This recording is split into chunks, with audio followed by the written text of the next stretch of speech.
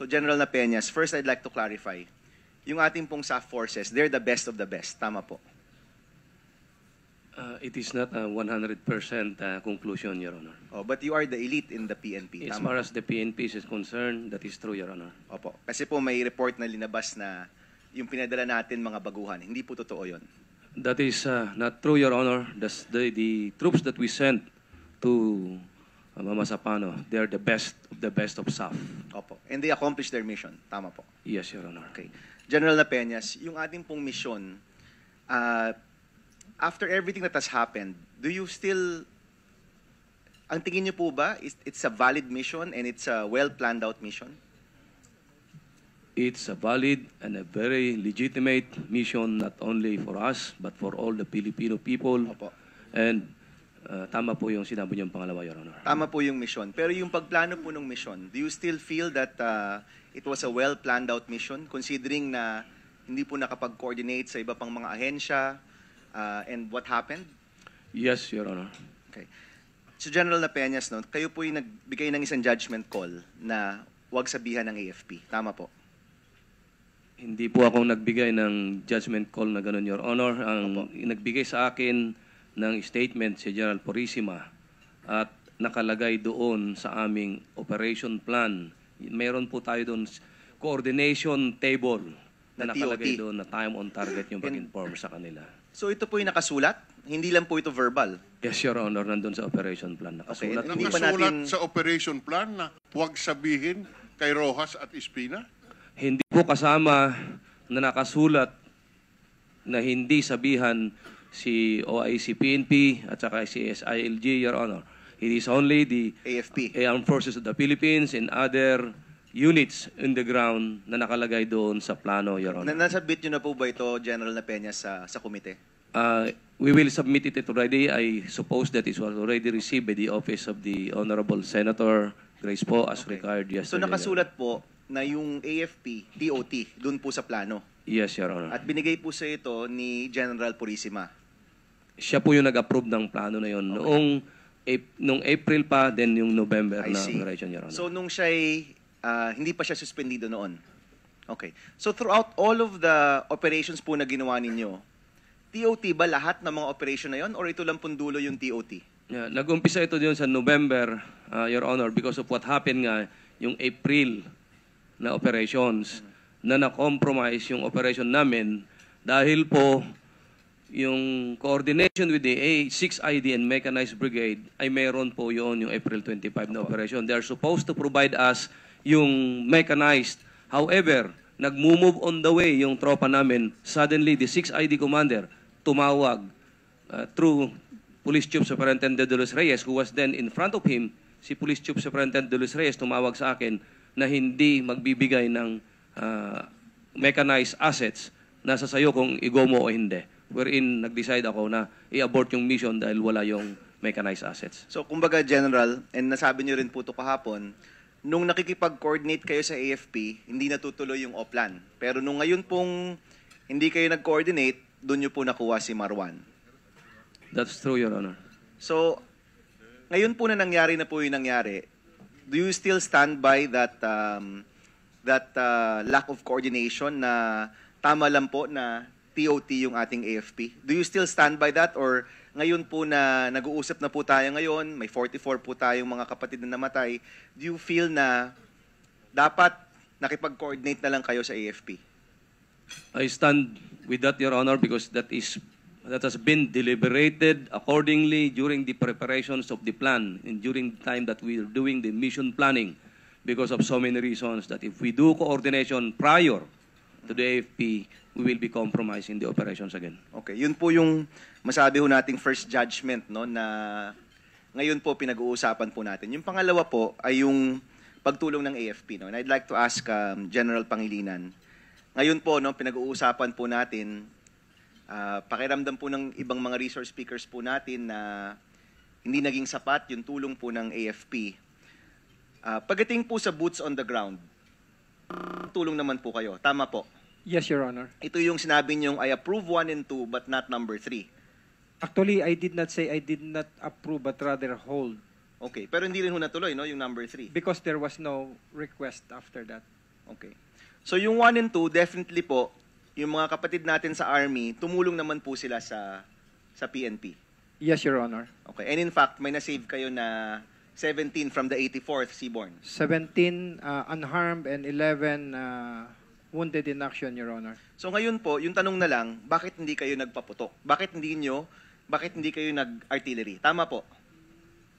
Nag-artillery po kami nung bandang hapon when we have already a clear picture of what was going on. But yung sinasabi po natin, bakit hindi kami nagpaputok nung umaga, it's because we do not have a clear picture, enough information that are necessary in order for us to provide artillery fire support, Your Honor. In general, yan po that's your judgment. Doctrinal po yan, Your Honor. Doctrinal. Doctrinal yan. So you're telling us now, hindi lang yan isang judgment. Sumunod po kayo sa patakaran. Yes, Your Honor. Isa pong doktrina na sinusunod namin when we are firing artillery fire support. May Your I ask Honor. General Katapang if he concurs na doctrinal po yung hindi po pagputok nyo ng artillery dun sa coordinates? Yes, Your Honor. And General Katapang, hiningan po ba kayo ng advice, order, or kung ano man ni General Pangilinan, o siya na po mismo yung nag-decide niyan? There's no need for me to be asked because there's a ground commander in the Opo. person of General Guerrero who is his immediate Sorry po, commander. si General Guerrero, hiningan po ba kayo ng advice o ng order ni General Pangilinan pagdating sa artillery fire? Madam Chair, Your Honor, the guidance I gave when I was informed by the OIC of the Philippine National Police about the encounter of the Philippine National Police Special Action Force is for General Pangilinan, being the division commander on the ground, to provide support. Opo. At kumbaga po, sinabi nyo, provide support, and then General Pangilinan, nag-decide ka, ito yung support na ibibigay ko, pero itong isa, dahil wala pang impormasyon, hindi ko muna ibibigay. Yes, Your Honor. And you do not regret that judgment or decision on your part. Hindi po kayo nagsisisi na hindi nyo po naibigay yung pangatlong hiling po ng ating SAF forces. I am not, Your Honor. Okay. General Napeñas, alam po ba nung mga SAF forces na walang coordination sa AFP? Alam po ng mga tao natin, kasama doon sa mission planning, yung mga commanders, kaya alam nila ang coordination sa Armed Forces of the Philippines, time on target, Your Honor. Hindi nyo po naisip na pag walang koordinasyon, that the risk will be so high na mahirap tayong ma-extract dun sa lugar? Or you consider that dun po sa pagpaplano? Na-consider po, Your Honor, but we bank on the statement nga po ni Police Director General Purisima that he will take care of the coordination kay General Katapang. Oh, so you're saying that you expected meron ng coordination? Or, sorry nako-confuse po ako. Did you expect that there was coordination through General Purisima? Or ang expectation po ninyo, alam lang nila ng TOT? I cannot answer yung coordination ni General Purisima kay General Katapang, Your Honor. Okay. General Purisima, anong klaseng coordination po yung nagawa niyo po kay General Katapang? Your Honor, on December 19, 2014, I facilitated a meeting of Director Napeñas, General Guerrero, General Pangilinan for a coordination meeting in Camp Aguinaldo. This is to trace out the possible operation. I did not participate in Opo. the Hindi, deliberations. I'm not asking regarding your participation, pero pinag-meeting niyo po sila. Basically, ang sinabi po ninyo. Yes, Your Honor. Sige. And that is the basis for their coordination. Okay. Sila na po magko-coordinate. Let on me this ask part. General Katapang. I'm sorry to cut you, sir, kasi nagmamadali po tayo sa oras. General Katapang, yung coordination po sa December 19, hindi po yun sapat para sa full coordination ng isang operation. Tama po? Yes, Your Honor. But, however, there was another meeting on December 23, wherein General Guerrero, General Pangilinan, General Peñas, General Magnaye were in 3rd Air Division in Zamboanga to trace out the tactical coordination needed for that operation. Kumbaga po, General, in general, alam ho natin yung nangyayari, pero yung specific, hindi ho natin alam. Tama po? For the record. For the record, yes, Your Honor. Okay. So palagay ko po yung dalawang judgment ng ating dalawang general dito is really put into question. General Napeñas, go ahead. Yes, Your Honor. I-clarify ko lang po yon. Yung December 19 that they were referring na may meeting doon sa JHQ AP, that was yung AP anniversary. Ang coordination doon, Your Honor, is the use of precision-guided bomb. Okay. At nung pumunta kami doon sa Zamboanga, only to find out na wala naman palang ganun na gamit yung Air Force mismo kay General Magnaye. Okay. Hindi po yung operations on the ground, yung po ang gagamitin doon sa mission na yon. Okay. Dahil doon sa dalawa na failed mission na by boat, naisip na at na-consider na yung gagamitin na yung bomba ang gamitin doon sa target, Your Honor. Okay. I would like to ask Secretary Rojas. No? At this point po, yung taong bayan, nakikita nila ano ba talaga yung nangyari. The two judgment, ngayon po, magda-judgment naman yung taong bayan with regard to the judgments done by our leaders, no, in this operation. Kadalasan po pinag-uusapan ng hustisya. No? But sometimes pakiramdam ko po kapag humihingi ng hustisya, ang hinihingi, vengeance, no, paghihiganti. Kayo po, nakausap niyo po yung mga pamilya. And later, I will also ask General Espina and General Napeñas. No? Ano sa tingin ninyo ang magbibigay ng hustisya para sa mga namatayan po nating Fallen 44? Nagsisimula yung hustisya, yung katarungan sa katotohanan. Diba? Nadinig ko yung mula sa mga byuda, sa mga naulila, yung wala silang closure, hindi nila Ano po yung magbibigay ng closure para po sa mga families po ng ating Fallen 44? Really malaman nila kung ano talaga nangyari dito. Kasi natural sa isang pamilya, hindi naman nila alam yung detalye ng operations na inaasahan nila na pag na-trouble yung kanilang mister or anak, na ang puwersa ng pamahalaan ay naandyan na sasagip sa kanila. Di ba? So, itong mga katanungan, bakit nga hindi napatakan ng artillery or late na or kulang? Totoo nga ba na hindi nagkaroon ng coordination? Ibig sabihin, effective coordination. Iba po yung pupunta na lang ako sa office ho ninyo, Senador, at sasabihin, hindi pa ako nagla-lunch. Iba naman yung the day before, pupuntahan kita at hindi pa ako di ba? At may plano, may papeles, may malinaw, di ba? And by the way, may allergy ako ng ganito or ganito, di ba? Yung koordinasyon na time on target is that maybe that is applicable in certain operations.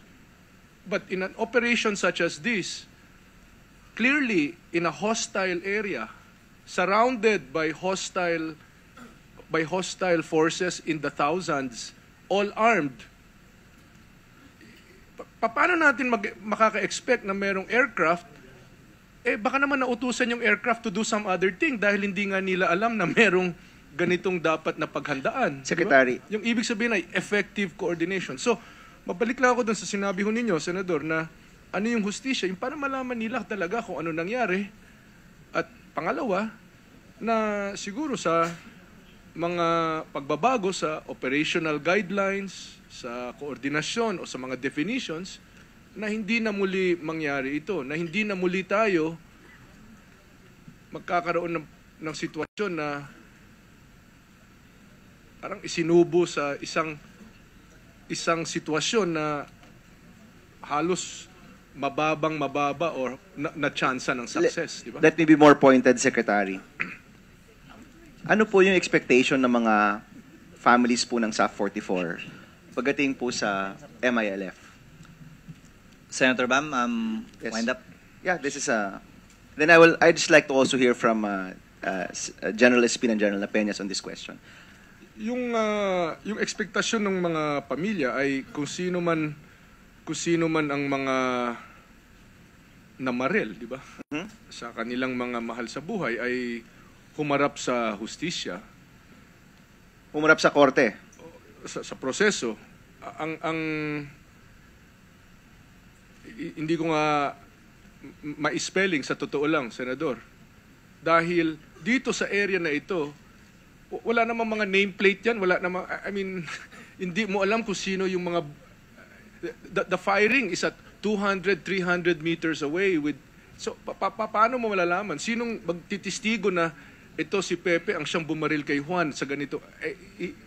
Wala kang masosok. So, but I can understand na yun ang kanilang damdamin, but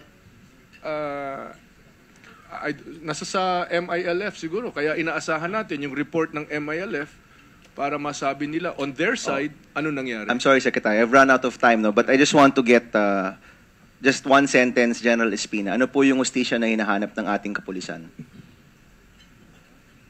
Doon po sa mga kamag-anak ka, sir? Yes, sir. Sir, matagal ko na ho nilagay yung sarili ko sa paan or sapatos ng mga naulila. It was also my guideline sa Board of Inquiry. Kung ako po nasa katayuan nila, gusto ko malaman ang katotohanan kung ano nangyari mula umpisa hanggang huli. Papanagutin kung sino dapat papanagutin both internally and externally. Sa hanay namin, kung kanino mang hanay, at sa hanay lalong-lalo na ng mga pumatay. May usapin yan eh. Lagi ko nga hong ini-stress yan eh. May usapin tayo at pagka nakita mong nagbabarilan tayo, magkakampi tayo, teka muna, hinto muna. Number 2 ho yan. Number 3, which is para hindi na ho nauulit ito, ano ho ba ang leksyong although hindi masyadong concerned to nung namatayan, sa amin ho, ano ba ang dapat nating gawin next time para hindi na nauulit itong ganitong bagay? Okay, with the indulgence of the Chairman, General Napeñas, very quickly po, sa mga tao po ninyo, ano po yung hinahanap po nilang hustisya? Malaman nila yung katotohanan na nangyari, Your Honor. Magkaroon ng linaw at inaasahan din nila na matulungan sila dun sa mga pangangailangan nila dahil nawalan sila ng mahal sa buhay. Thank you po. Siguro, Mr. Chairman, as a final point, and I will also ask these questions in the second round to our friends from the MILF. Palagay ko po, napakahalaga talaga na si Chairman Iqbal nandito. In fact, imumungkahi ko po sa inyo, kung pwede nyo, magtanong na ho kayo ngayon. Para before we usually end before 3 o'clock. Sana po may balita na kayo kung kailan sila pupunta dito. Mahalagang-mahalaga po yan. And it is not just confidence-building measures with the government. It's confidence-building measures with the public, with the Filipino people. Mahalaga po talaga na nandito sila. Mahalaga rin na ibalik yung arms, yung mga kagamitan, at mahalaga rin po, if I may go as far, na yung mga pumatay po talaga will subject themselves to a proper investigation and the right justice process with the DOJ. Napakahalaga po niyan, and I really hope that within next week nandito na po yung leadership ng MILF para lahat po talaga tayo dito nagkakaharap-harap, magkakaalaman ng katotohanan, at mas mahalaga po yung mga kailangan managot talaga. Thank you, Mr. Chairman.